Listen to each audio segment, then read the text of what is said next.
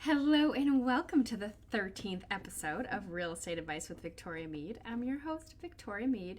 Thank you so much for joining today. If you're there, say hello so I know you're there. And then if you have any questions, feel free to post them in the comments and I will answer them once I'm done my topic. And then if you're watching this on a replay, thanks for coming back and feel free to make comments there as well. Okay. So my real estate topic today is the 5 most common real estate myths. Okay, let's see. Hi Eileen, thanks for joining. It's so fun to have you live.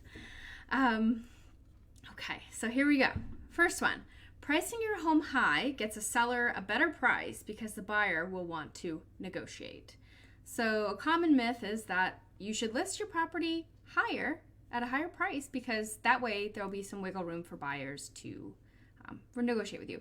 That's false. So maybe in a different market, we'll talk about it again. But in this current market right now, if you price your house at or just below market value, you are going to get so many people in there and so many offers because buyers want a house now. And if your house looks even remotely like it's priced correctly or it might be a little bit of a deal, they're going to outbid other people. So you're going to end up getting so many better offers than just a negotiated price. You're going to end up getting people that waive their inspections, people that waive their appraisals, people that pay some of your seller closing costs. You're going to end up with crazy offers just by being a little less, high. So it's really not true. Do not price your house high because you want to try to negotiate. This is not the market for that. Number 2, let's see. Getting your pre-approval and starting the finance process starts after you find the perfect home. No. Especially in this market, you are not going to have time to get your financing side done and get your pre-approval letter if you find a house you love. The first thing you do is contact a local mortgage lender, which I'm happy to give you my recommendation if you need it. But you contact your local lender and you get your pre-approval. That way you know which loan program you're doing, you know how much your monthly payment's going to be, and you know how much you need to bring to closing. There is no point in running around and falling in love with houses if you don't even know if you can buy them. Number 3, you get a better deal when you buy through a listing agent. Not true. So when you have representation by a buyer's agent, their job is to represent you, give you all your options, and to fight for your best interest. When you have a listing agent, they are fighting for their client's best interest. So if you hire them just so that the seller will get a break in commission, that's not good for you. You're not going to end up getting a better deal. The seller will, maybe, if the listing agent lowers the commission, but you're not. So it always is better to have your own agent because then you have your own representation and you could end up saving money because somebody is representing you and telling you what's right and what's wrong, not what's beneficial for the seller the whole time. Number 3, when you have your home inspection, you'll find out whether the house passes or it fails. That is not true. So basically, at a home inspection, it's for your knowledge. They go around, give you all the defects, all the safety issues, any recommendations they have for you. So you know that you need to do these things to get it all perfect when you move in. There's no such thing as pass or fail. What could pass for you could not pass for somebody else. There's some buyers that say there's mold in the attic. I am out. No way I'm buying this. This house fails. But that's not true. Every house is good. Every house can be fixed. It's really your own, opinion on if it passes or fails. That's your opinion, no one else's. The home inspector's not going to tell you that, so don't ask, because he's going to look at you and be like, yeah? So, all right, next. All real estate agents are the same.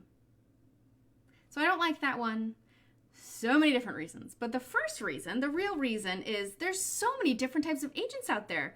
There's residential agents. There are residential agents that exclusively work with sellers or buyers or work with both. There are residential agents that don't do rentals or do rentals.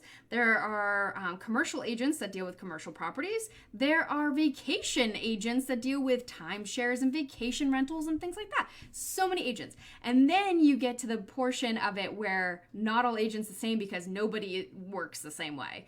So in any profession, there are good ones and bad ones, regardless of whatever profession. In real estate, same thing. There are some agents that don't even have a cell phone. Yeah, I said it. Bree, I see that you're out there, you know.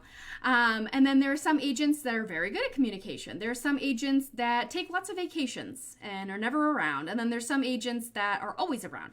You really just need to figure out who you want to work with, what style you like, and pick that person. Don't do it because you're going to save money, because you're more than likely not going to save money. It's all going to happen how it's supposed to happen, and you need representation with who you're comfortable with, not who's going to give you a better deal. And then I'll throw a sixth one in there just for a little surprise. So one thing that I saw when I was searching what, the common people think of real estate and things that they're a misconception. This was my favorite. So people think that real estate agents are salary based and that we get reimbursed for gas and mileage.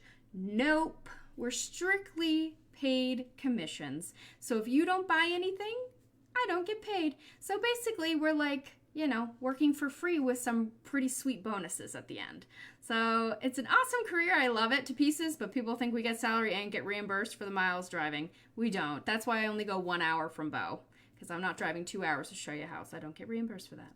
So those are my 6 topics of commonly mistaken facts about real estate. So I hope that was helpful. Let's see. Hi, Bree. Hi, Mom. Eileen, yes. People are greedy. Let's see. Anybody else have questions? Want to say hi? That was kind of a lot of info. Oops, moving myself again. Kind of a lot of info. So if there aren't any questions, I'm going to log off for this week, but I will be back next Friday, 7 p.m., same time. So I'll tell you what my topic is Friday. Thank you, Martha. I thought it was interesting too, right? So, all right. See you guys Friday, 7 p.m. Have a great weekend. Bye.